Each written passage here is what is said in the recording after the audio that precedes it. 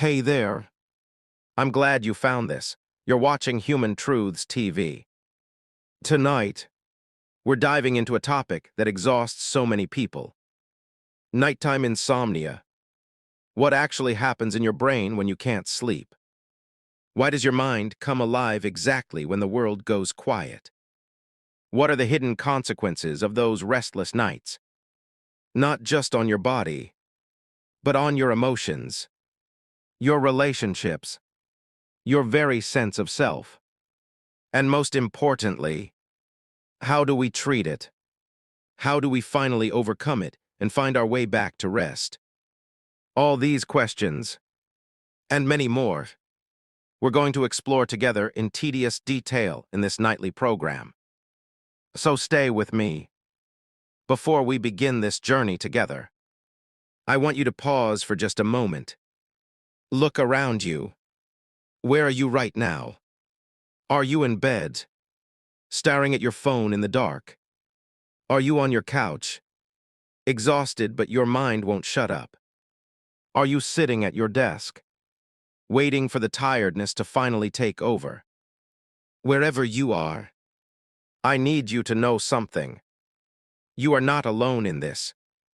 You have never been alone in this. Tonight, we're going on a journey. Together, a long journey. A deep journey. A journey that's going to take us through the science of sleep, the psychology of your mind, the emotions of your heart, and something deeper, the part of you that asks those big questions at 3 a.m. When the world is quiet, this audio is designed to be your companion on the hardest nights, the nights when the world is asleep and you're wide awake, the nights when memories flood back like a tidal wave, the nights when anxiety grips your chest and won't let go, the nights when grief feels fresh, raw, like it just happened yesterday. This is for you. So get comfortable. Grab a blanket. Make some tea. Chamomile. Maybe. Not coffee. Turn the lights down low. Let your shoulders drop. Let your jaw relax. Because we have a long road ahead, and there's no rush. The night is long, and we have time. Take a deep breath with me. Right now, breathe in through your nose, deep as you can. Hold it for a moment, and now exhale slowly. Through your mouth. Feel that. That's your body saying, thank you. Good. Stay with us here on Human Truths TV. Now, let's begin. Chapter 1. The Problem of Our Era. Insomnia Without a Clear Reason. Part 1. Let me paint a picture for you. You're a human being living in the 21st century. Right around you. In your pocket. On your wrist. On your nightstand. Are smart devices that have more computing power than NASA had when they sent a man to the moon. Think about that for a second. The entire Apollo mission. With all those brilliant scientists and all that technology, had less processing power than the phone you probably have next to your bed right now. In your home, you've got high-speed internet that can connect you to any piece of information ever recorded by humanity in milliseconds. Want to know the capital of Mongolia? Boom. Want to see what your high school crush is doing 20 years later? Boom. Want to learn how to fix a sink or bake sourdough or understand quantum physics? It's all there. Instantly. On your phone. You've got apps that can deliver food to your door in minutes from any restaurant in your city. You don't even have to talk to anyone. Just tap, tap, tap, and 20 minutes later, someone's leaving Thai food at your doorstep. Entertainment platforms offer you millions of hours of content. Netflix, Hulu, Disney Plus, YouTube, TikTok. You could watch continuously for the rest of your life and never run out. Social media connects you to billions of people around the globe. You can see what's happening in Tokyo, London, Cape Town, right now, in real time. You possess conveniences and access to information and pleasure that the greatest kings in history could not have imagined. Not just kings, emperors, pharaohs, sultans. They literally could not have dreamed of what you hold in your hand right now. They would think you were a god. They would worship you. And yet, here you are. It's 2 in the morning. You're staring at the ceiling. You feel this strange emptiness in your chest. A vague anxiety that you can't name. You ask yourself a simple question: why? Why, when I have everything, do I feel like this? Why, when no one's chasing me? When I'm safe in my bed? When my stomach is full and my body is protected from the elements? Why can't my mind just rest? Part 2. This, my friends, is what I call the paradox of the modern age. For the first time in human history, we face an abundance of distractions and emptiness of meaning at the same time. It's like we're starving while sitting at a banquet. We're surrounded by food, but none of it nourishes us. Our physical hunger has been satisfied. We're not worried about where our next meal will come from. We're not worried about being eaten by predators, unless you count the occasional mountain lion story on the news. But really, most of us aren't facing that. We're not worried about freezing to death in the winter. Our basic needs are met. Maslow's bottom tier checked off, but a new hunger has emerged. A spiritual hunger, an emotional hunger, a hunger for connection, for purpose, for meaning. And this hunger does not get satisfied by notifications. It does not get satisfied by likes. It does not get satisfied by streaming another episode. No matter how good the show is, this hunger becomes louder, more demanding, more painful, in the silence of the night. During the day, you can outrun it. You can fill your schedule, answer emails, scroll through feeds, watch videos, listen to podcasts. You can keep the noise going. From the moment you wake, up to the moment you finally put your head on the pillow. But at night, in that silence, the hunger speaks, and it says, I'm still here. You haven't fed me. You've been feeding me junk food all day. And I'm starving. This is the first truth you absolutely must understand. Your sleeplessness is not a personal failure. It is not a weakness in your character. It is not some flaw in your DNA. It is the natural response of a human soul living in an age that has never existed before in the entire history of our species. You are not broken. You are responding perfectly to an imperfect environment. Let that sink in for a moment. Say it to yourself. I am not broken.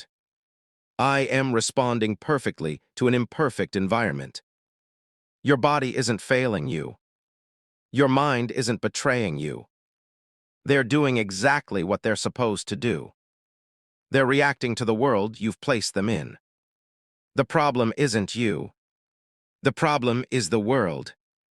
And the good news is, you can change your relationship to that world.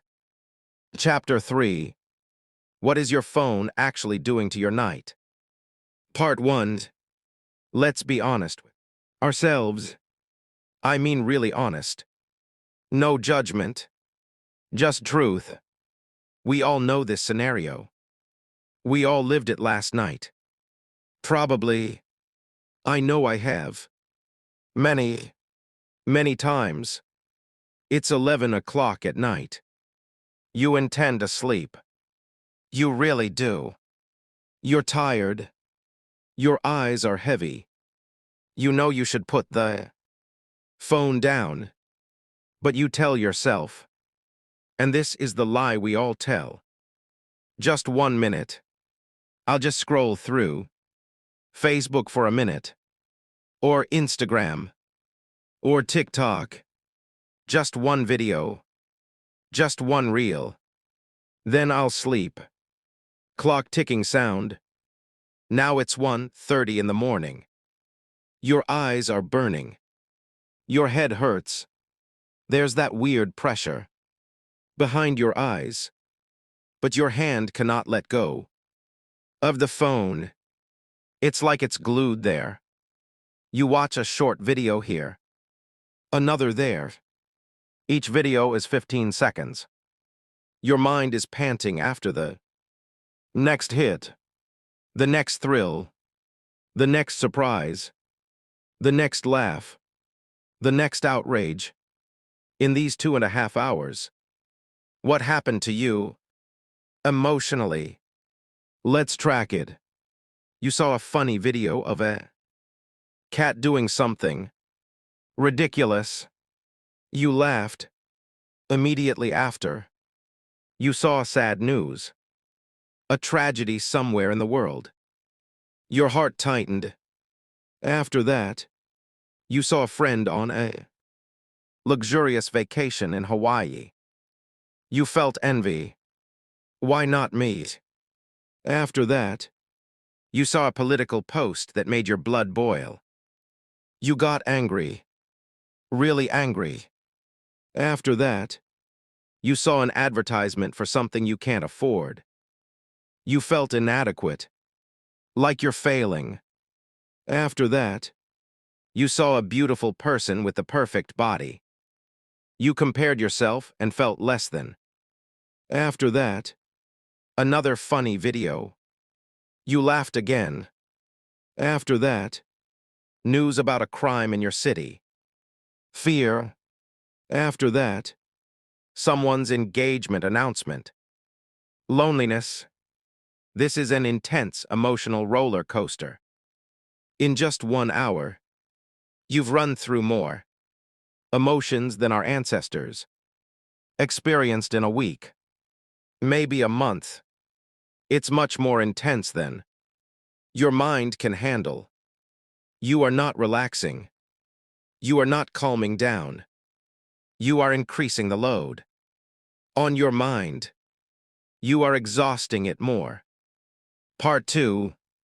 Now, we all know about blue light. We've heard it 100 times. Blue light from screens suppresses melatonin, the sleep hormone. That's true. That's real. But the problem is much deeper than that. Much deeper. Reason 1. Cheap dopamine. Every notification that appears on your phone. Screen hit. Every new like on your photo hit. Every comment hit. Every short, interesting video hit. Every new post from someone you follow hit. All these things give your brain small, very quick doses of a chemical called dopamine. Dopamine is the pleasure and reward neurotransmitter. It's what makes you feel good. When you accomplish something, when you eat something delicious, when you connect with someone you love. But here's the thing. Your brain was designed to get dopamine from real accomplishments, from real connections, from real achievements that took effort. Hunting an animal and bringing it home to your family. That releases dopamine. Building something with your hands over weeks. Dopamine. Forming a genuine friendship over years. Dopamine. But now, you get dopamine from swiping your thumb. Effortless. Instant. Artificial. This creates something called an addiction cycle. Your brain gets used to these quick hits. It craves them. And when you suddenly turn off the phone, your brain enters something similar to withdrawal. Like a smoker who suddenly quits cigarettes. Like someone addicted to caffeine who stops cold turkey. The result? A feeling of emptiness, anxiety, discomfort, restlessness. Your brain says, "Where's my hit? I need my hit. Give me my hit." And in this emptiness, in this withdrawal, negative thoughts creep in. Hundreds of them. They invade your head like an army.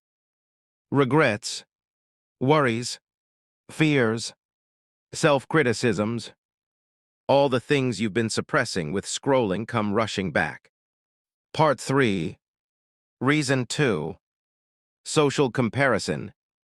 At night, your psychological defenses are low. You're tired. You're vulnerable. You're not at your strongest, most confident self. Suddenly you see others. Perfect lives on Instagram. The vacations. The engagements. The promotions. The beautiful homes. The perfect children. The amazing bodies. The gourmet meals. The exciting social lives. And you forget something very important. Something crucial. Something that would change everything if you really understood it. You are seeing the top 1% of their lives. The highlight reel. The curated collection of their best moments. Carefully selected, filtered, edited, and posted to create a specific impression. And you are comparing it to the bottom 1% of your life in this moment. Your messy bedroom. Your anxious thoughts. Your tired face. Your ordinary evening. You are comparing the behind the scenes of your life with the glossy covers of their magazines. It's not a fair comparison. It's not even a real comparison. It's like comparing your ordinary Tuesday to someone's wedding day and wondering why your Tuesday doesn't measure up. The result? A feeling of failure. A feeling that you're less than them. That you're the only one awake and anxious, while the whole world is sleeping peacefully and happily. But here's the truth, and I need you to hear this. Many of them are awake and anxious like you. Many of them are staring at their own ceilings, feeling their own version of this pain. Many of them are scrolling through social media, seeing someone else's perfect life, and feeling just as inadequate as you do. But they don't post that. They don't film themselves at 3 a.m. with tears in their eyes. They only post the vacation photos. Part 4. Reason 3. Negative news. The media has learned a very profitable lesson. Negative news sells. Fear attracts attention. Outrage generates clicks. Anxiety keeps people watching. Before sleep, you read news of war, disaster, crime, pandemic, economic crisis, political division, environmental collapse. Story after story of things going wrong in the world. Your primitive brain, the ancient part that evolved on the savannah, that kept your ancestors alive by being hypervigilant for threats, does not distinguish between news you read and a real event happening in front of you. To your brain, reading about a war in another country is the same as hearing a lion roar nearby. It processes this information as real threats. So it decides, there is danger out there. I will stay alert. I will not lower my guard. I need to be ready, just in case of emergency. And so it stays awake, protecting you from a danger that is not in your room, from threats that are happening thousands of miles away, from problems you cannot solve at 3 a.m. Reason 4. The infinite scroll. This is not an accident. This is a deliberate design choice made by technology companies. Applications like Facebook, Instagram, TikTok, Twitter, YouTube are designed so that you never reach an end. There is always more content, always the next video, always the next post, always the next tweet. This keeps you engaged indefinitely. There is no natural stopping point. A book has a last page. A movie has credits. A TV show has an ending. But these apps, they are bottomless. They are designed to be bottomless. You have to force yourself to stop. And forcing yourself to stop is hard when your brain is addicted. It's like trying to stop eating potato chips halfway through the bag. You know you should stop. You want to stop. But your hand keeps reaching for just one more. Part 5. Reason 5. FOMO. Fear of missing out. At night, this fear intensifies. What if something important happens while I'm asleep? What if someone posts something exciting? What if there's breaking news? What if there's a text I need to respond to? What if I miss out on a conversation? What if everyone's talking about something tomorrow and I don't know about it? This fear keeps you tethered to your device. Refreshing, checking, scrolling. Just one more time. Just to be sure. Reason 6. The disruption of your natural rhythm. Your body has an internal clock called the circadian rhythm. It's been running for millions of years. Long before smartphones. Long before electricity. Long before anything. This clock expects darkness at night. It expects you to wind down as the sun sets. But when you stare at a bright screen at 11 p.m., you're telling your brain, it's still daytime. The sun is still up. Keep working, stay alert. You're confusing your internal clock. You're giving it the wrong information. And your body responds accordingly. It delays the release of melatonin. It keeps cortisol, the stress hormone, flowing. It stays in daytime mode, waiting for darkness that never comes until you finally, reluctantly, put the phone down. By then, it's too late. The window for easy sleep has passed.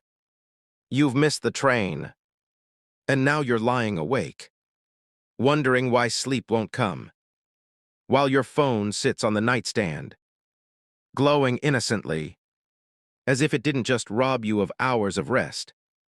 Chapter 4. The Radical Solution. Creating Your Digital Sunset. Part 1. So what's the solution to all of this? If our phones are the enemy of sleep, what do? Throw them out the window. Move to a cabin in the woods and live off the grid. Maybe someday. But for now, we need practical solutions. Real solutions. Solutions that work in the world we actually live in. Let's go back in time for a moment. Before the invention of electricity. Before the light bulb. Before TV. Before smartphones. Before any of this, humans used to sleep a few hours after sunset. There was no choice. When the sun went down, the world became dark. Really dark. Dangerous. Even. You couldn't see predators. You couldn't see obstacles. You couldn't do much of anything. So humans gathered around fire. They talked. They told stories. They shared their day. They passed down wisdom from elders to children. They laughed together. They sat in companionable silence. And then, when the fire burned low, they slept. There was a natural transition from activity to rest. With sunset, light gradually disappeared. Quiet descended. Animals settled. The temperature dropped. And the body understood, in its bones, that it was time to rest.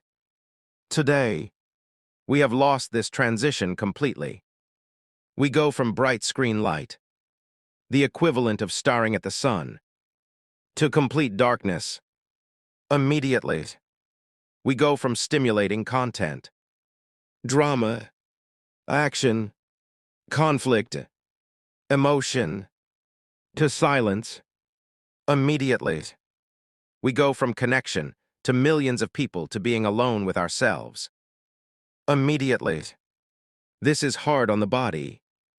It's like going from a sprint to a dead stop with no slowing down in between. Part 2. The practical suggestion is simple but powerful. Simple doesn't mean easy, but it is simple. Create what I call a digital sunset. Set aside 1 hour before sleep. Just 1 hour. Make this hour sacred. Treat it like an appointment you cannot miss. Like a meeting with the most important person in your life. Because that person is you. In this hour, do the following. Turn off all screens. TV, computer, tablet, phone, all of them. Not on silent. Not on dim. Off. Put them in another room if you have to. Put them in a drawer. Create physical distance between you and your devices. Make the lighting in your home dim and warm. Use lamps instead of overhead lights. Use candles if you have them. The warm, flickering light of a candle is almost exactly what our ancestors had. It signals relaxation to your brain in a way that LED bulbs never can. Do quiet things. Read a physical book. A paper book. Not on a tablet. There's something about the feel of paper. The weight of a book. The act of turning pages. That calms the mind in a way screens don't. Write in your journal. Not on a device. With pen and paper. Let your thoughts flow onto the page without judgment. Talk with your family. Real conversation. About anything. About nothing. Just connection. Meditate. Even 5 minutes. Just sitting. Breathing. Being. Take a warm shower or bath. The warm water relaxes your muscles. And the drop in body temperature afterwards signals sleep. Drink herbal tea. Chamomile L. Lavender. Peppermint. Nothing with caffeine. Stretch gently. Not intense exercise. Just slow.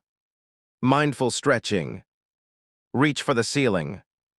Touch your toes. Roll your shoulders. Listen to quiet music. Instrumental. Nothing with lyrics. Classical. Ambient. Nature sounds. Sit on your porch or balcony and look at the stars if you can see them. If you're in the city and can't see stars, just look at the night sky. Feel the vastness. Feel how small your problems are in the grand scheme of things. Part 3. This slow transition. This quiet hour, this is the message your brain is waiting for. It tells your brain, it's time. You can calm down now. You can close your doors. You can lower your guard. I am safe. The day is over. There's nothing more to do. Nothing more to solve. Nothing more to worry about. Just rest. This single habit, practiced consistently, can transform your nights more than any other intervention. More than any sleep aid. More than any app. More than any technique. Try it for 1 week. Just 1 week. That's 7 days. That's all I'm asking. For 7 nights. Give yourself 1 hour before bed without screens. 1 hour of quiet. Dim light. Gentle activities. See what happens. Notice how you feel when you put your head on the pillow. Notice how quickly you fall asleep. Notice the quality of your sleep. Notice how you feel when you wake up. I'm not saying it will solve everything. I'm not saying you'll never have another sleepless night. But I am saying that for most people, this one change makes a bigger difference than anything else they've tried. And the best part, it costs nothing. No expensive gadgets. No subscriptions. No pills. Just 1 hour of your time, reclaimed from the devices that have been stealing it. Chapter 5. Why are we surprised by life's questions at night? Part 1. Now we reach a very deep point. A point that might be the key to the whole puzzle. This is where we move from surface solutions to understanding what's really going on. The story of a typical day. Let's analyze together a very normal day in your life. Just an ordinary day. This is the kind of day millions of individuals experience every day. 7:00 a.m., the alarm rings. You wake up startled. Your first move. Reaching for the phone. You check notifications before you've even fully opened your eyes. You scroll while still in bed, quick coffee. Quick breakfast. Rushing. Already behind. 8:00 a.m. On the way to work. You listen to the radio. Or a podcast. Or you call someone. Or you scroll through social media at red lights. The mind is working. There is no silence. 9:00 a.m., 5:00 p.m. Work. Job. Meetings. Pressure. Calls. Replies to messages. Emails. Slack. Zoom. Fast food at the desk. Problems. Solutions. Decisions. Interruptions. More problems. 5:00 p.m. Commuting home. More radio. More podcasts. More calls. Maybe you call a friend or family member. Still no silence. 6:00 p.m. Home. Tired. Maybe quick exercise. Or straight to sitting in front of the TV. Eating while watching. Scrolling during commercials. Half paying attention to everything. 9:00 p.m. Still in front of screens. Series. YouTube. TikTok. Facebook. Instagram. Social media. The scroll continues. 11:00 p.m. You intend to sleep. But just 1 minute extends to 2 hours. 1:30 a.m. Finally, you turned off the phone. And suddenly, complete silence. Part 2. In this silence, the questions begin. Deep questions. Big questions. Sometimes scary questions, the kind of questions we avoid during the day because they're too uncomfortable. Am I really happy in my life? Is this what I wanted? Am I in the right relationship? Is this the career I dreamed about? Am I a good parent? A good partner? A good person? What am I even doing with my life? Where did the time go? What's the point of all this? Why now? Why do these questions come at night? Notice something extremely important. Something that might change everything if you really understand it. In your entire day, from 7 a.m. to 1:30 a.m., you did not give yourself one single minute of true silence. Not one moment of just being with yourself. Without distractions, without input, without noise. You woke up and immediately reached for your phone. You spent the day responding to external demands. You filled every gap with podcasts, music, conversations, TV, scrolling. You ran from silence like it was an enemy. All day, you were running away from yourself, running away from your big questions, running away from your true feelings, occupying yourself with anything and everything to avoid sitting alone with your own thoughts. And your subconscious mind, that deep part of you that stores your real feelings, your fears, your hopes, your dreams, your big questions, was waiting its turn all day, waiting for the distractions to quiet down so it could finally speak. When silence finally falls, it raises its voice. Loudly, urgently, it says, "Finally, I've been waiting all day. I have something important to say, and you're going to listen now." You do not suffer from too many nightly thoughts. You suffer from too little daytime silence. You are paying the bill, at night, for running away from yourself all day. Part 3. Why do we run from silence? This is an important question. Why are we so afraid of sitting with ourselves? Why does silence feel uncomfortable, even threatening? Psychological research points to several reasons. First, silence forces us to face our true feelings. During the day, we can pretend. We can put on masks. We can be the professional at work, the fun friend at lunch, the devoted parent at home. We can play roles. We can hide. But in silence, the masks fall, the roles dissolve, and we're left with just us. Raw, unvarnished, real, and sometimes we don't like what we see. Sometimes we've been avoiding our true feelings for so long that facing them feels overwhelming. Second, silence reveals dissatisfaction. During the day, we can tell ourselves we're fine. We're busy. We're productive. We're successful.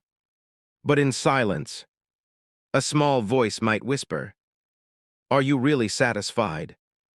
Is this really enough?" The dissatisfaction is always there, but noise covers it. Silence uncovers it, and that can be painful. Third, silence may awaken painful memories. Your mind, in its attempt to protect you, keeps you busy to avoid painful memories. Trauma, loss, regret, shame, these things hide in the background during the day. But at night, in silence, they can emerge. And that's scary. But here's the truth. Running from silence is not a solution. Because in the end, night will come, and silence will impose itself. You can run during the day, but you cannot run forever. The night always comes. The only way to deal with silence is to learn to sit with it, to make friends with it, to understand that silence is not empty. Silence is full of you, all of you, the parts you like and the parts you don't, the parts you show the world and the parts you hide. Chapter 6. The First Step. Making Friends with Silence. Part 1. How do you make friends with something you've been running from your whole life? How do you befriend silence when silence feels like an enemy? Start small. Very small. Tiny. Microscopic. Tomorrow. Try this. Sit for just 2 minutes in complete silence. That's it. 120 seconds. No phone. No music. No TV.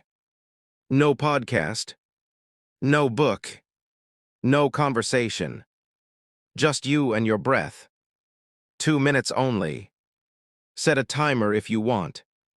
Sit comfortably. Close your eyes or leave them open. Whatever feels right. And just be. Notice what happens. Your mind will rebel. It will throw thoughts at you like a kid throwing tantrums.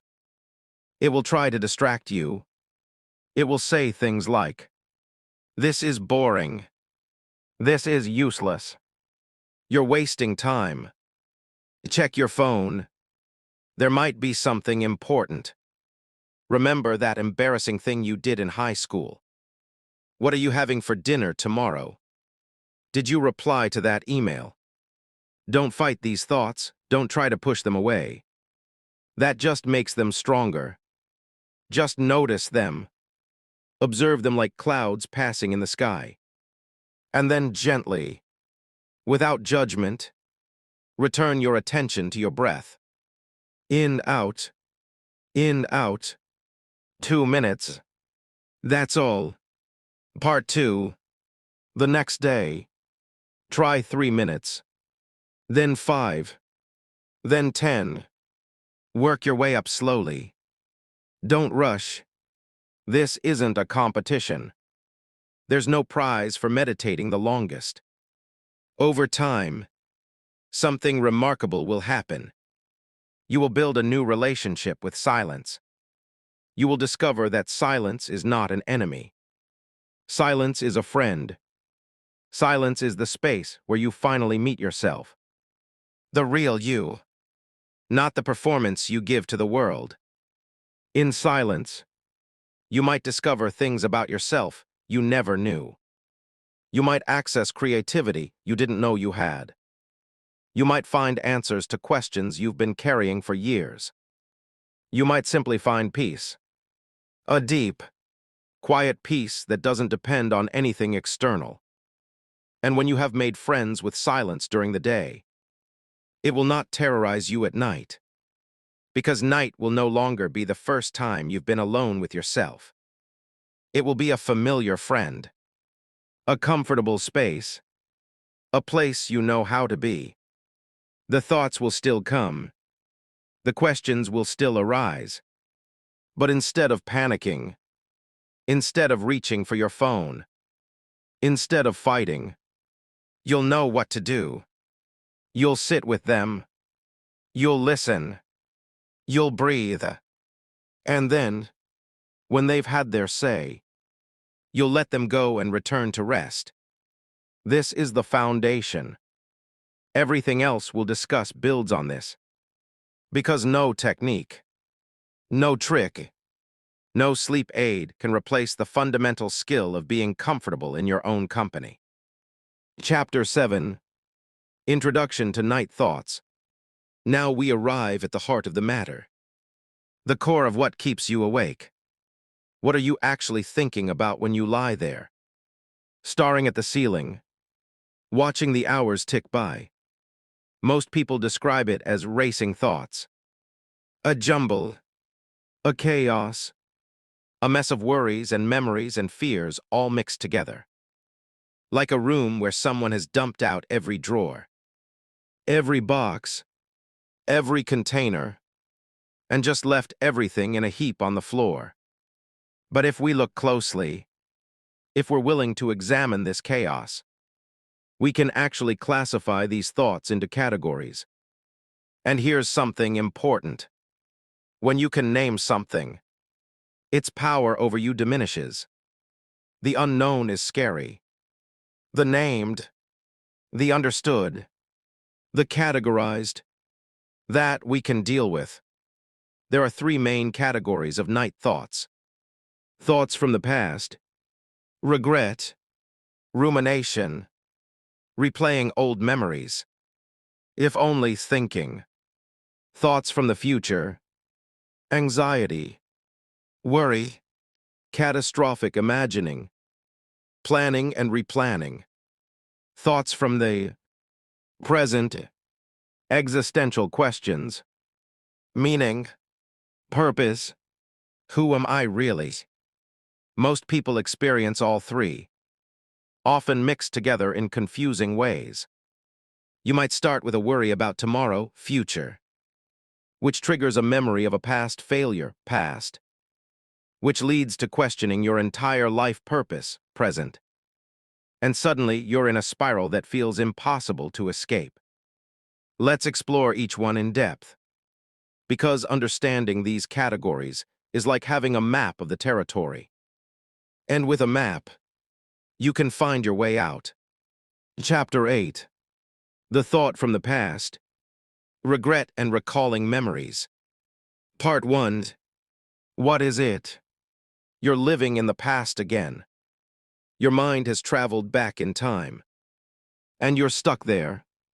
You replay the tape of an embarrassing moment that happened years ago. Maybe it was something you said in high school. Maybe it was a mistake at work. Maybe it was an awkward social interaction that still makes you cringe when you think about it. You remember a word you said and immediately regretted. You recall a relationship that ended badly. You imagine if only you had done this instead of that. If only you'd chosen differently. If only you'd said something else. If only you'd been brave enough, smart enough, good enough. You rerun conversations, thinking of the perfect response you should have said, the witty comeback, the perfect defense, the right words that would have changed everything. You relive failures, mistakes, missed opportunities, the job you didn't take, the person you didn't marry, the risk you didn't take, the words you didn't say. This type of thinking has a name. Psychologists call it rumination. The word comes from the Latin word for chewing cud.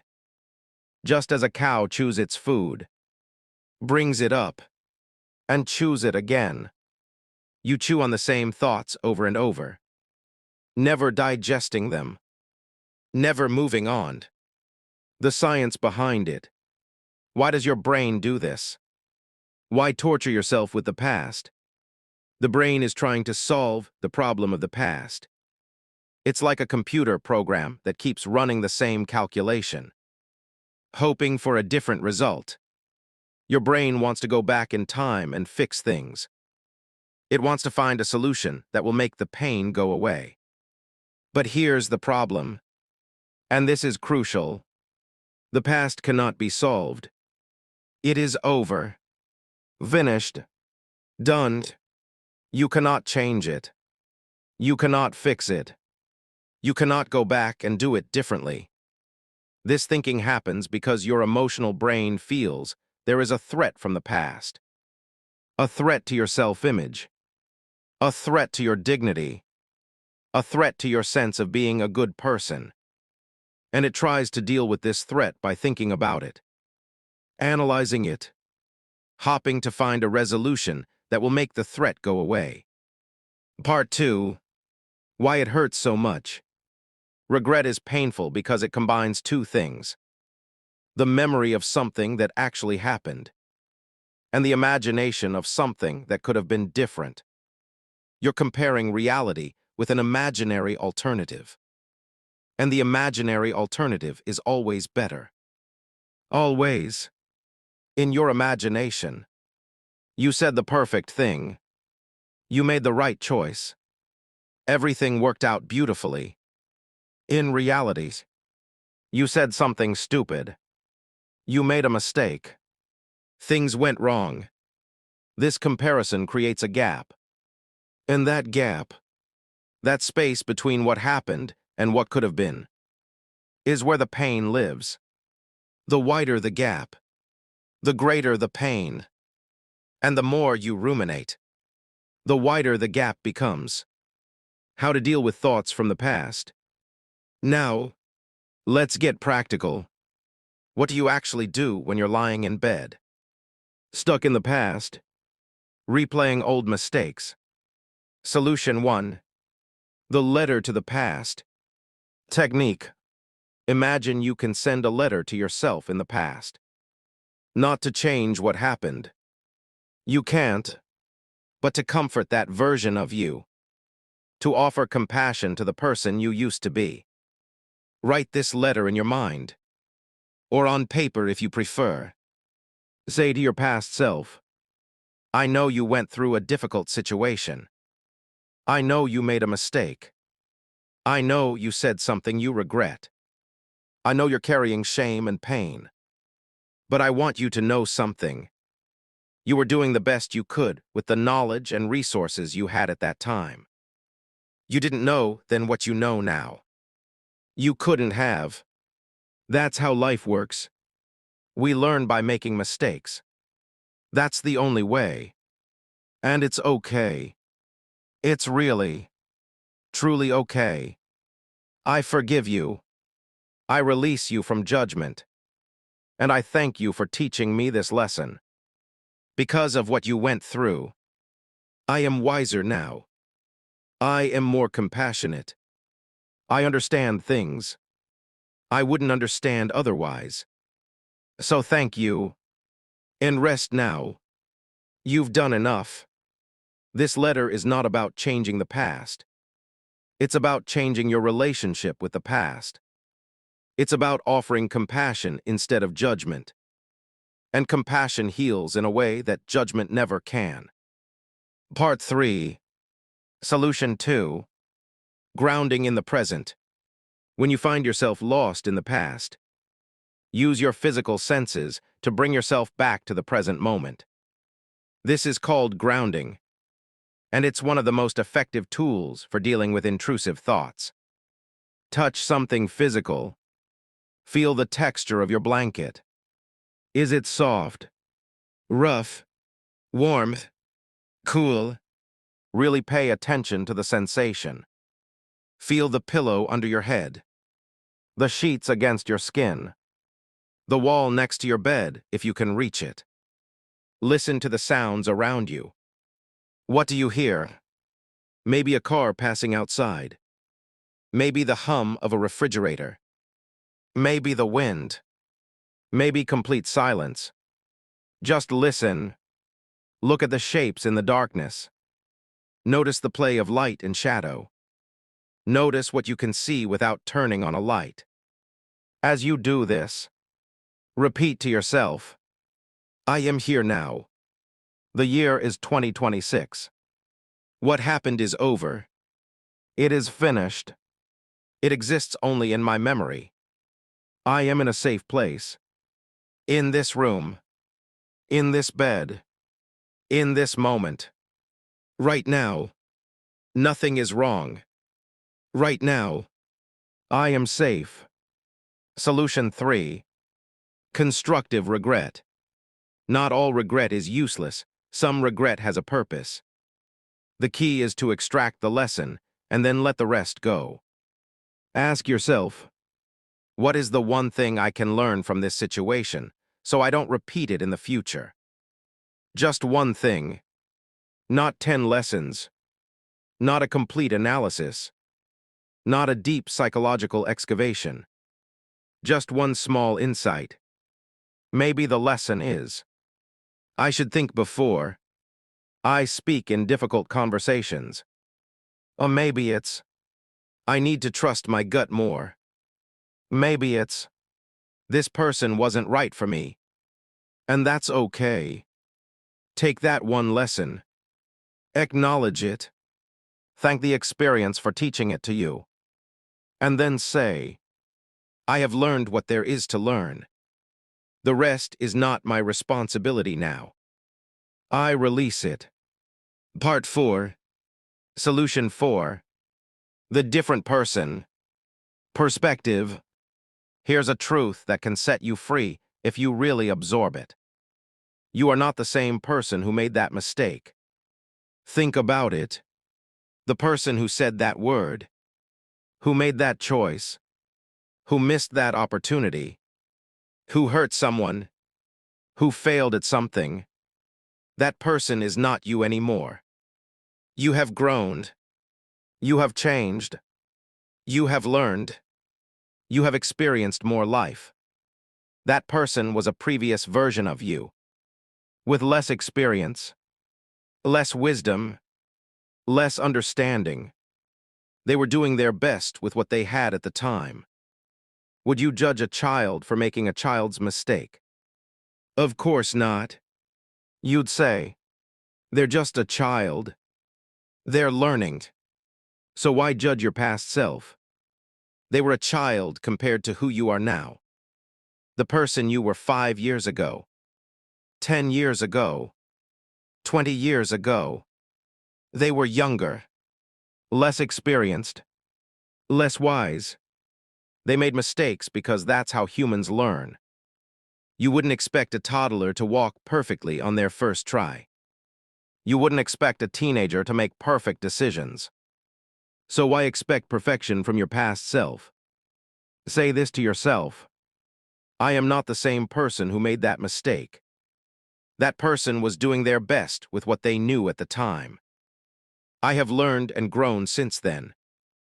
I release that person from judgment. I release myself from the past. Solution 5. The ritual of release. Sometimes, you need a physical act to mark the release of the past. A ritual, a ceremony, something that your body and mind can both participate in. Write down the regret on a piece of paper. Write it in detail. Everything you're holding onto. Every if only. Every shame. Every embarrassment. Every failure. Then, when you're done, do something with that paper. Burn it safely, in a sink or a fireplace, watching the flames consume the words. Tear it into tiny pieces and throw it away. Crumple it up and throw it in the trash. Bury it in the backyard.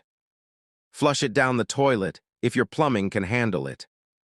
As you do this, say out loud, I release this. It no longer serves me.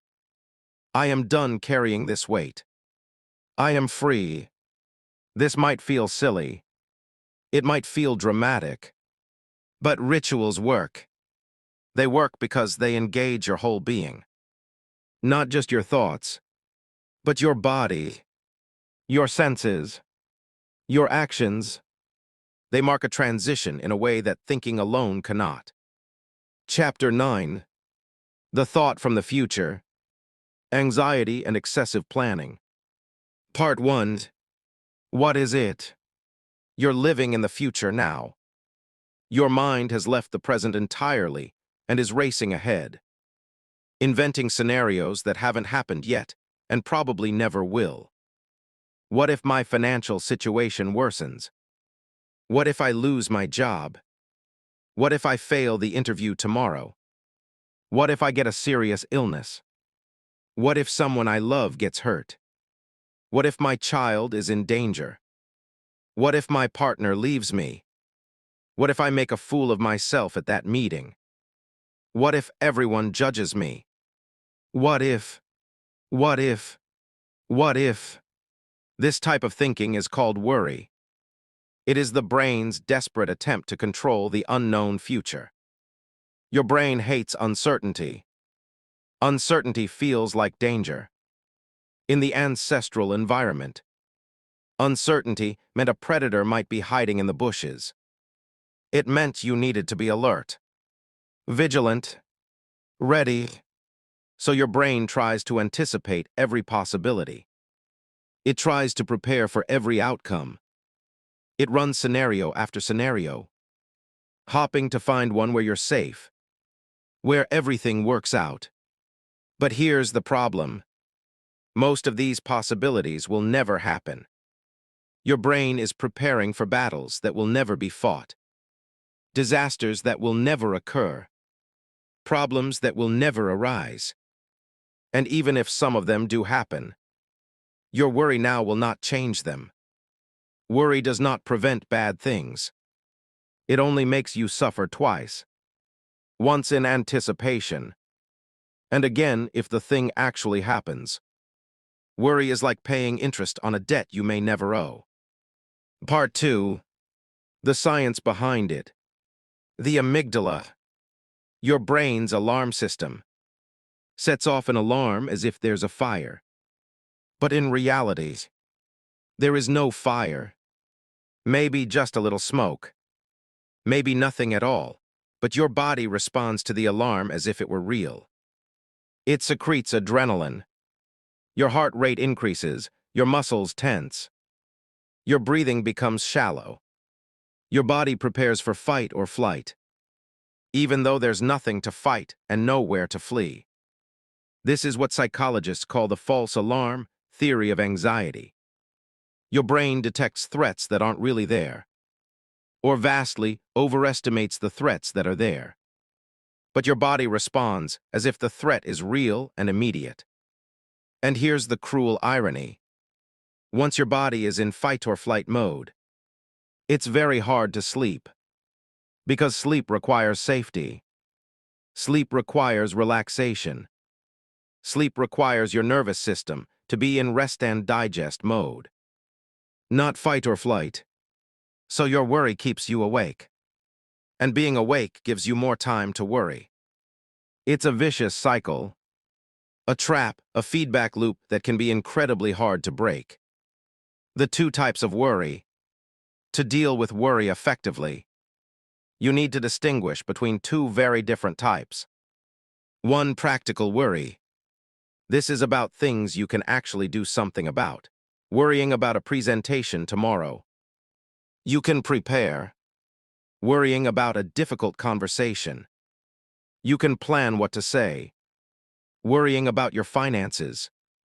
You can create a budget. These worries have solutions. They point to actions you can take. 2. Hypothetical worry. This is about things you cannot control. What if the plane crashes? What if I get cancer? What if the economy collapses? What if my child gets hurt at school? What if there's a natural disaster? There is nothing you can do about these things right now. At 3 a.m., they are outside your control. The problem is that at night, these two types get mixed together. You start with a practical worry, maybe about a work deadline, but then you spiral into hypothetical worries. What if I miss the deadline and get fired? What if I can't find another job? What if I lose my house? What if I end up homeless? And suddenly you're catastrophizing about things that are extremely unlikely to happen. Part 3. How to deal with thoughts from the future. Solution 1. The box technique. Imagine there is a large box in front of you. A beautiful box, maybe wooden, with a lid. Every thought about the future, you're going to put it in this box. Gently, carefully, without judgment. Pick up each worry, each what if, and place it in the box. See it go in, close the lid. Then say to the box, I will open you tomorrow at 10 a.m. At that time, I will think about you seriously and make plans if needed. But now you are in the box, and I am free. This technique works because it gives your brain a specific time to worry. It acknowledges the worry instead of fighting it. Fighting just makes it stronger. but it postpones the worry to a time when you can actually do something about it. Tomorrow at 10 a.m., you can open the box. You can look at each worry in the light of day. When you're rested, when you have perspective, when you can actually take action if needed. And you'll probably find that many of the worries that seemed so urgent at 3 a.m. look much smaller in the daylight. Solution 2. Limited planning. If the thought is about something you can actually plan for, like a work project, a meeting, a conversation, take just 1 minute. Literally 1 minute. Set a timer if you need to. Write down the first step you can take tomorrow. Just one small step, not the whole plan. Not the entire strategy. Not every detail, just the next small action. Maybe it's send an email to confirm the meeting time. Maybe it's review the notes from last time. Maybe it's write down 3 key points I want to make. Write it on a piece of paper by your bed. Then say, what can be planned has been planned. The rest is not in my hands. Tomorrow, at the right time, I will take this step. For now, I rest. Part 4. Solution 3. The realistic scenario technique. When your mind is spinning catastrophic scenarios. The worst case. Disaster movie versions of the future. Balance them with realistic scenarios. Your brain is only showing you one possibility. You need to show it the others. Ask yourself these questions. What is the actual probability of this happening on a scale of 1 to 10? Be honest. Most catastrophes are extremely unlikely. What evidence do I have that this will happen? List it. You'll probably find the evidence is thin.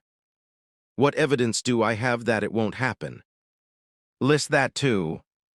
You might find there's plenty of evidence for a better outcome.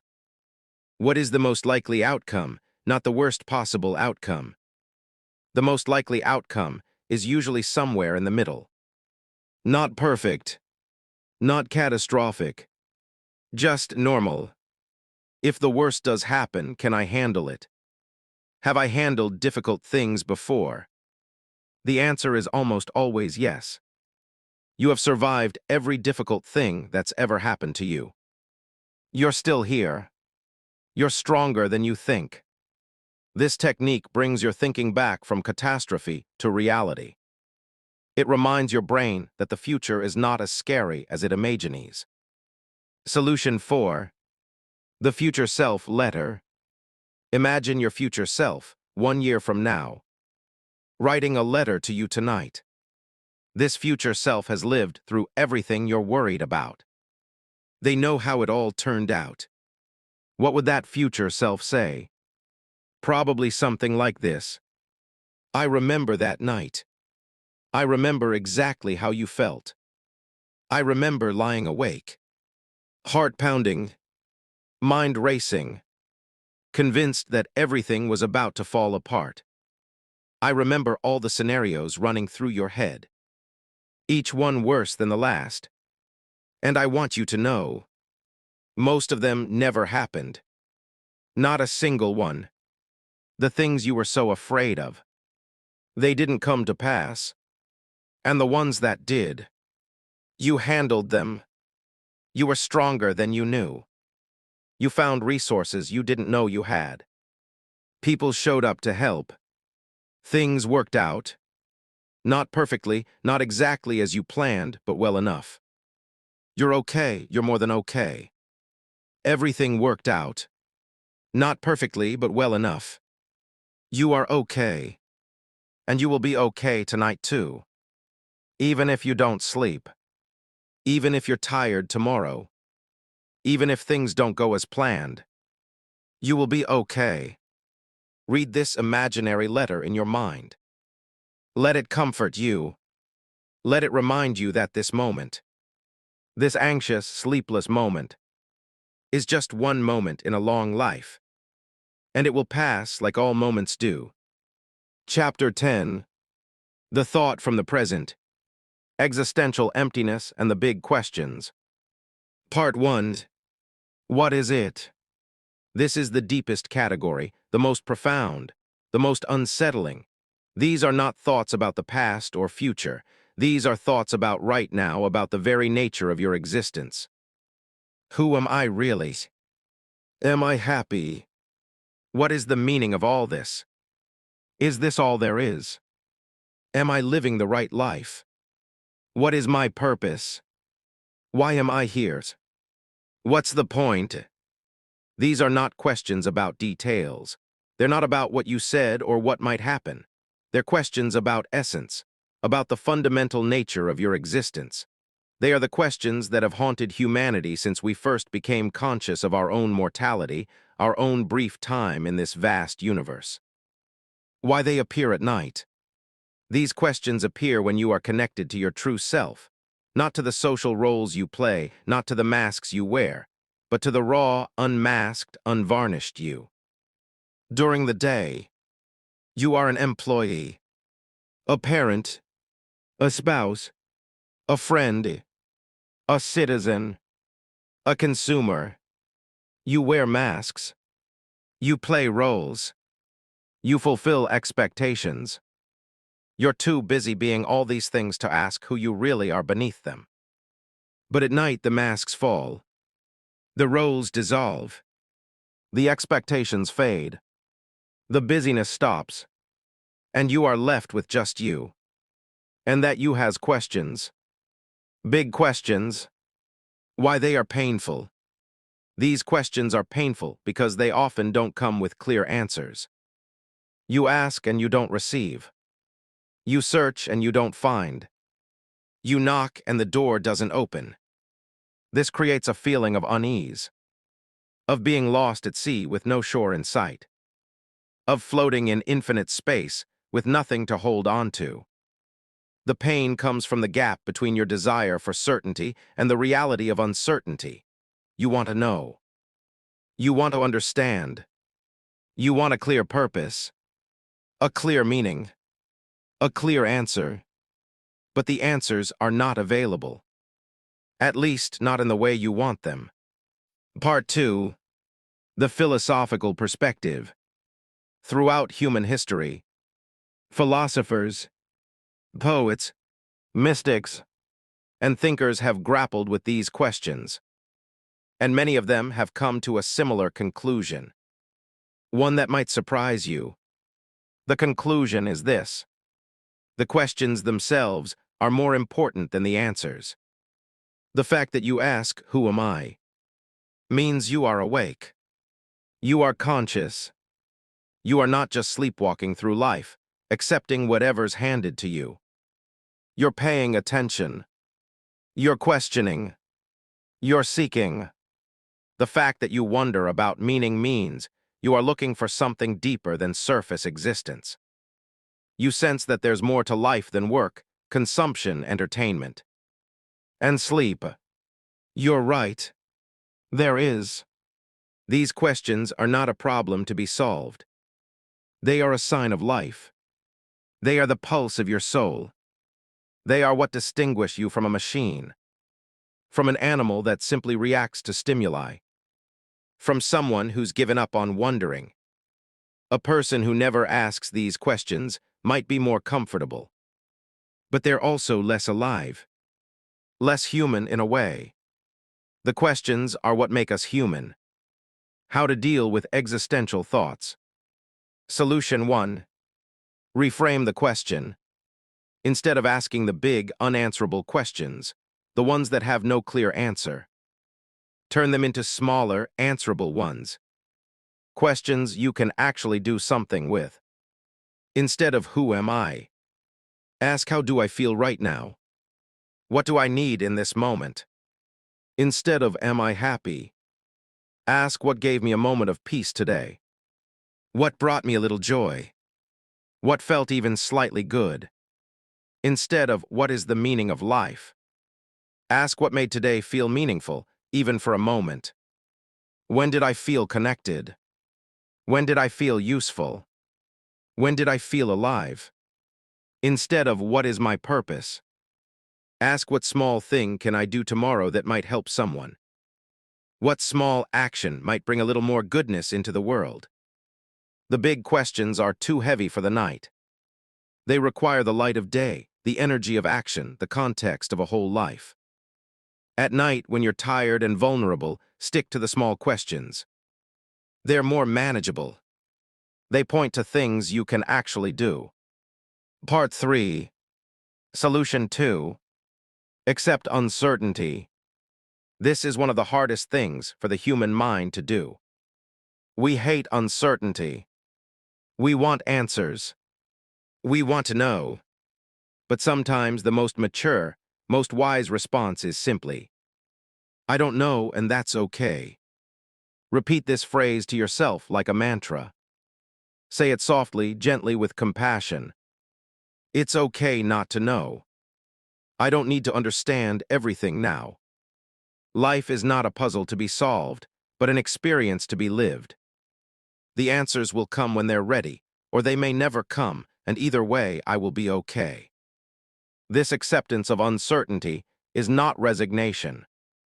It's not giving up. It's wisdom. It's recognizing that some questions are not meant to be answered, but to be lived. You don't find the meaning of life like you find your keys. You create meaning through how you live, how you love, how you show up each day. Solution 3. Feel instead of think. These existential questions are not purely mental. They're not just thoughts, they're emotional, spiritual, visceral. They come from a place deeper than your thinking mind.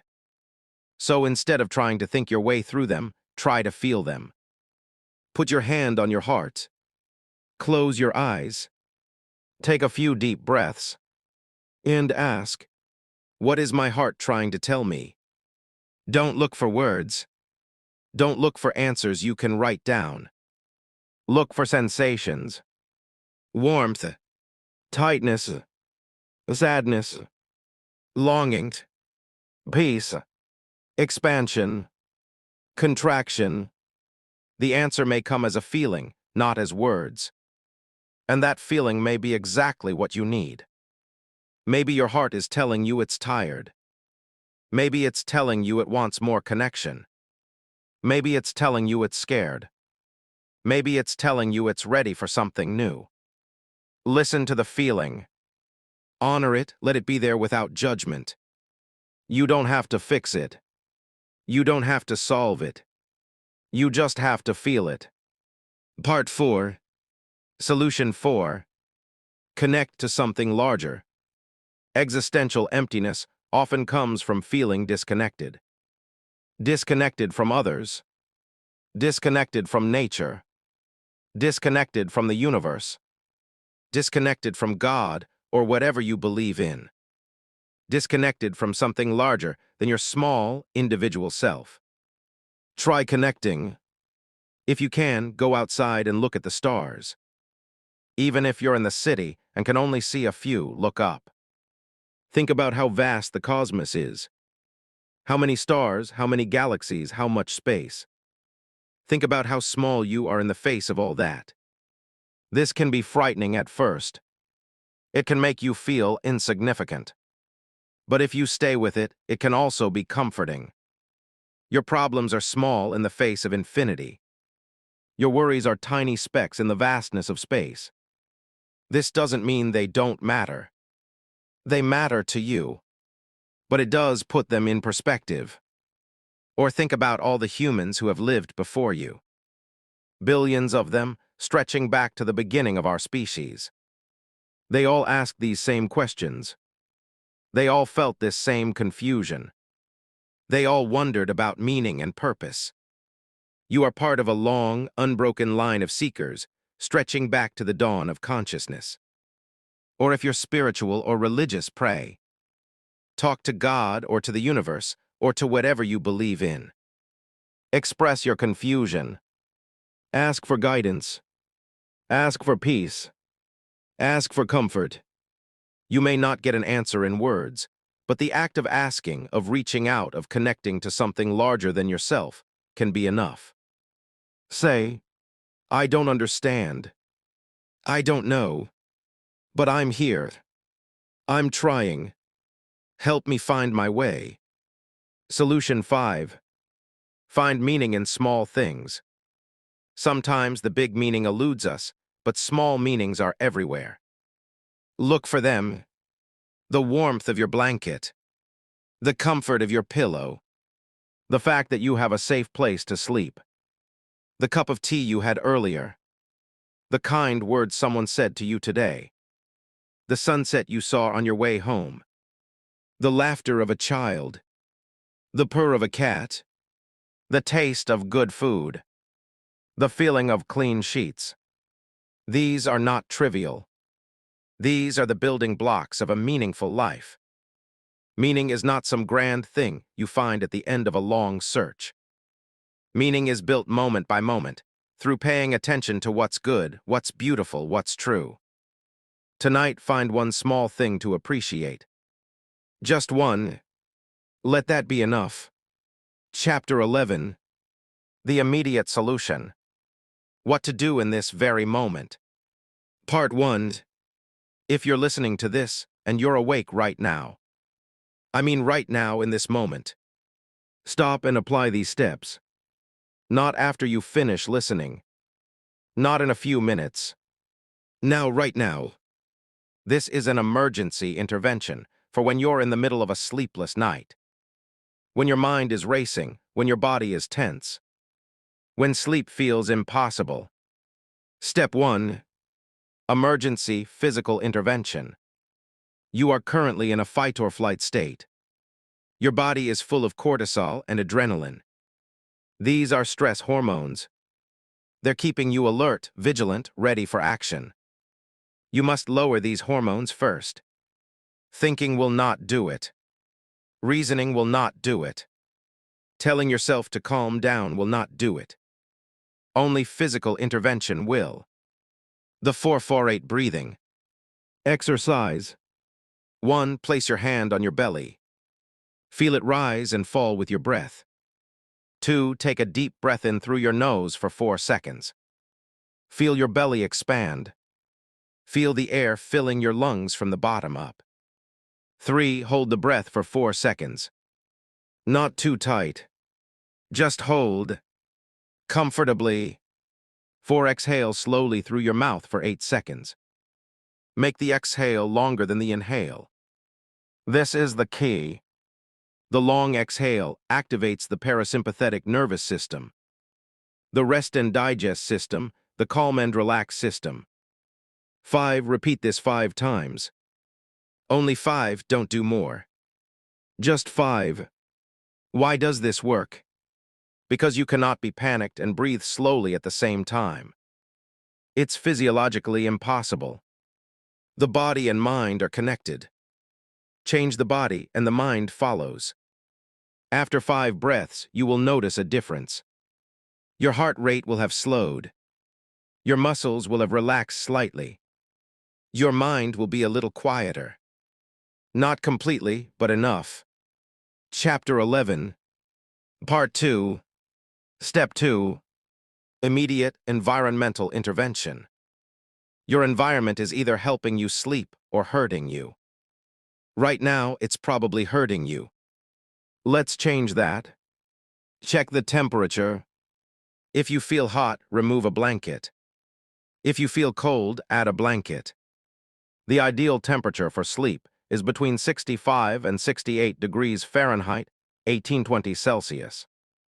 When your body temperature drops slightly, it triggers sleep. If you're too hot or too cold, your body stays alert. Check the lighting. If there's annoying light coming through the window. Streetlights, neon signs, early dawn. Use an eye mask. Complete darkness stimulates melatonin production. If you need some light to feel safe, make it very dim and warm. A small nightlight in the hallway, not bright lights in your room. Check your position. Lie on your right side if you can.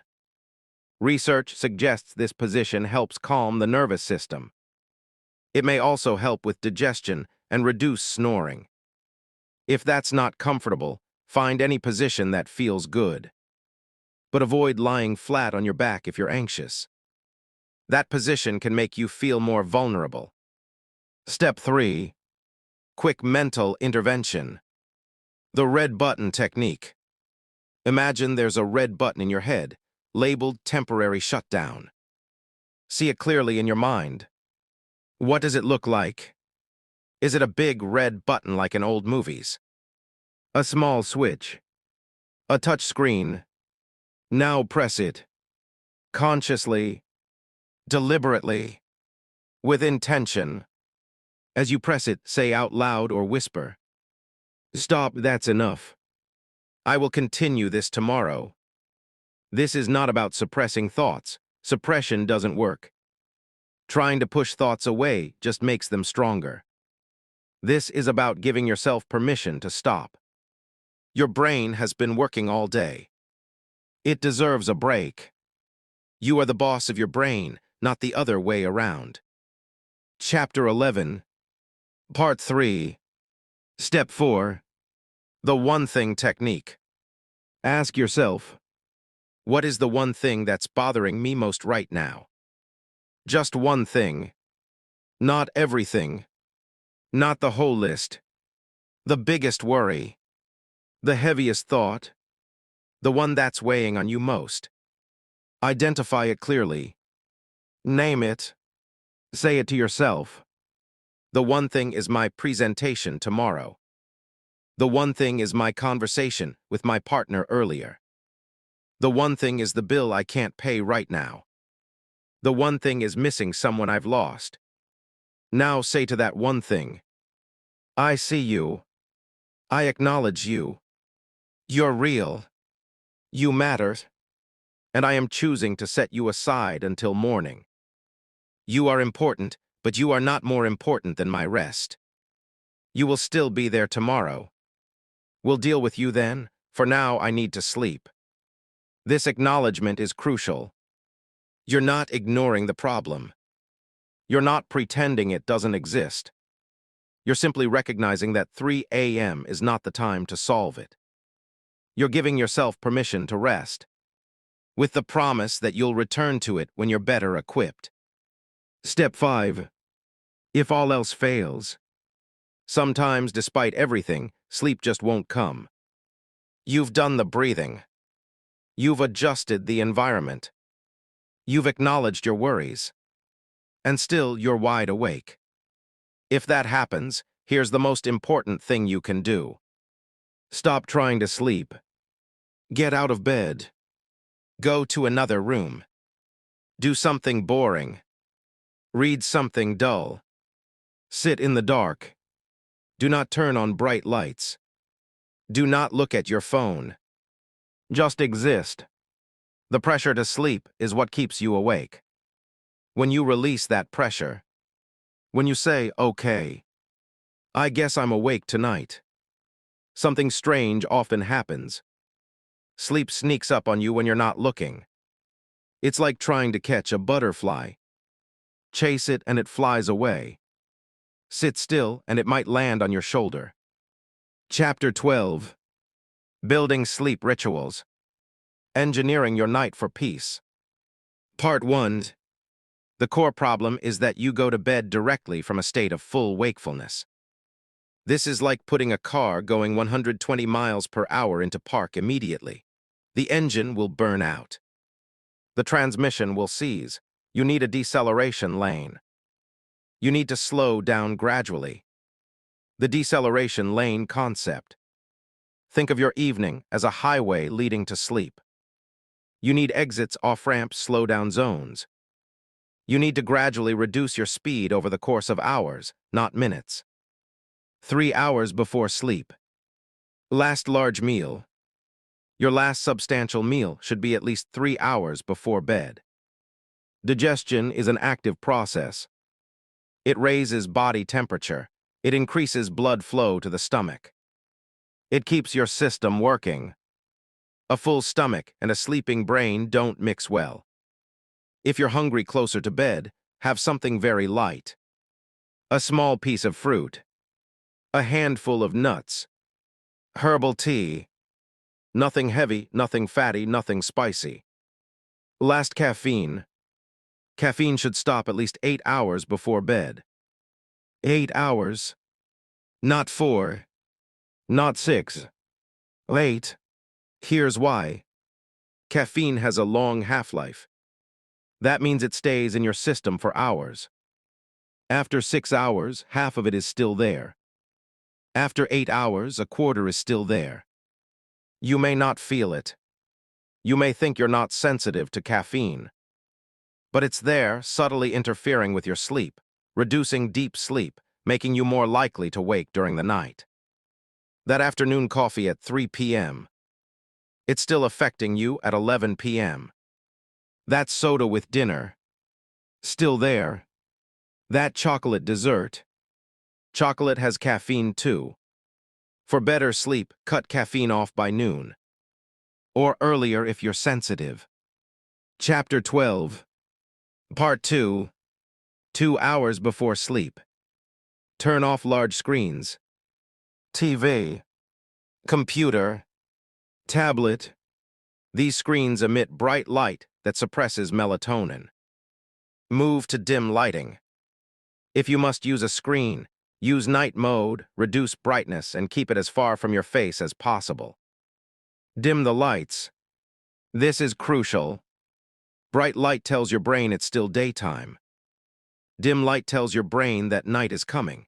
Start dimming lights 2 hours before bed. Use lamps instead of overhead lights. Use candles if you have them. Create a cave-like atmosphere. Do your bedtime. Preparations early. Brush your teeth. Wash your face. Change into pajamas. Do all these things now while you're still awake and alert. When you do them when you're already tired, the activity can actually wake you up more. The light in the bathroom, the movement, the stimulation. It can disrupt the sleepiness that was starting to build. 1 hour before sleep, the golden hour. This hour is the most important investment in your sleep. It is the deceleration lane. It is the off-ramp from the highway of your day. How you spend this hour determines, more than anything else, how you'll sleep. Choose from the following options or combine them. But whatever you choose, do it without screens. This is the non-negotiable part. Chapter 12. Part 3. Option 1. Physical reading. Read a physical book, paper. Not a tablet. Not a phone. Not an e-reader with a backlight. Paper. The light from devices is stimulating. Even with night mode, even with reduced brightness, it's still light hitting your eyes. Paper is not. Paper reflects existing light. It doesn't create its own. What to read? Fiction is better than non-fiction. Stories are better than self-development. Here's why. Self-development books make you think about your life, your goals, your problems. They engage your analytical mind. They make you want to take action. That's the opposite of what you want before bed. Fiction allows you to escape into another world. It engages your imagination without engaging your personal concerns. You're not thinking about your life. You're thinking about the characters' lives. This is restful for the mind. Read something light, enjoyable, not too intense. Save the thrillers and horror for daytime. Save the dense philosophy for morning. Read something that feels like a gentle friend. Option 2. Journaling. Write, not on a device. With pen and paper. There's something about the physical act of writing that engages the brain differently than typing. Write 3 things you're grateful for from today. They can be very small. The taste of your morning coffee. A child's smile. The sunset you saw on your way home. A kind word from a colleague. A warm shower. A good song on the radio. Gratitude shifts your brain from what's wrong to what's right. It trains your attention to notice the good. And what you practice grows stronger. Write a brain dump. Everything that's on your mind, write it down. Worries, tasks, ideas, memories, to-do lists, random thoughts. All of it. Get it out of your head and onto paper. This technique works because your brain feels it has stored the thoughts safely and can now relax. As long as the thoughts are only in your head, your brain keeps repeating them, afraid you'll forget. Once they're on paper, your brain can let them go. Don't say this is trivial. Don't say it won't work for you. Try it for 1 week and see the results. They are often astonishing. Chapter 12. Part 4. Option 3. Light stretching and breathing. Gentle stretching for 10 minutes. Not intense exercise, which raises heart rate and body temperature. Just slow, gentle, mindful stretching. Reach for the ceiling. Feel the stretch through your sides. Touch your toes, or as far as you can comfortably go. Roll your shoulders forward and back. Stretch your neck gently. Ear to shoulder, chin to chest. Circle your ankles and wrists. As you stretch, pay attention to the sensations in your body. Notice where you hold tension. Breathe into those areas. Imagine your breath softening the tightness. Then 5 minutes of breathing. Sit comfortably, close your eyes, and focus on your breath. Inhale, exhale. Nothing else. When your mind wanders, and it will, gently bring it back to your breath. No judgment, just returning. Option 4. Warm shower or bath. A warm shower or bath about an hour before bed is scientifically proven to help sleep. Here's why. Warm water raises your body temperature slightly. When you get out, your body temperature drops rapidly. This drop in temperature is one of the signals your body uses to initiate sleep. It's like telling your brain, okay, time to power down. Add Epsom salts if you have them. The magnesium absorbs through your skin and relaxes muscles. Add lavender oil if you like it. Lavender has been shown to promote relaxation. Make it a ritual, not just hygiene. Light a candle. Play soft music. Take your time. Chapter 12. Part 5. Option 5. Quiet conversation. Talk with the people you live with. Your partner, your children, your roommates. But talk about light topics, pleasant topics. Share funny stories from the day. Talk about plans for the weekend. Reminisce about good memories. Discuss something you're looking forward to. Not work problems. Not relationship issues. Not controversial subjects. Not heavy emotional topics. Human connection, especially with people you love, releases oxytocin. The bonding hormone. Oxytocin promotes calm and relaxation. It makes you feel safe, connected, loved. And feeling safe is essential for sleep. If you live alone, call someone. A friend, a family member. Have a brief, pleasant conversation. Or if it's too late to call, listen to a recording of someone's voice. A podcast with a soothing host, an audiobook with a calm narrator. Option 6. Listening to quiet music or sounds. Instrumental music. Nature sounds. Rain. Ocean waves. Soft piano. Gentle guitar. Nothing with lyrics, because lyrics engage the language centers of your brain. They make you think about words, about meaning, about what's being said. There are many apps and websites dedicated to sleep sounds. Find what works for you. Some people prefer complete silence. Some prefer white noise. Some prefer nature sounds. Experiment and discover your preference. Option 7. Gentle house tidy. A very simple, slow tidying of your space. Not cleaning. Cleaning is too active. Just tidying. Fold a blanket. Put a book back on the shelf. Straighten a pillow. Clear off your nightstand. Hang up a piece of clothing. This is not about having a perfect house. It's about creating order in your environment. And order in your environment can create order in your mind. When things are tidy, your brain doesn't have to process visual clutter. It can rest. Do it slowly, mindfully. Pay attention to each small action. Feel the fabric. See the order emerging. This can be almost meditative. My friends on the Human Truths TV journey. I had intended for us to continue together tonight until the very end of this journey.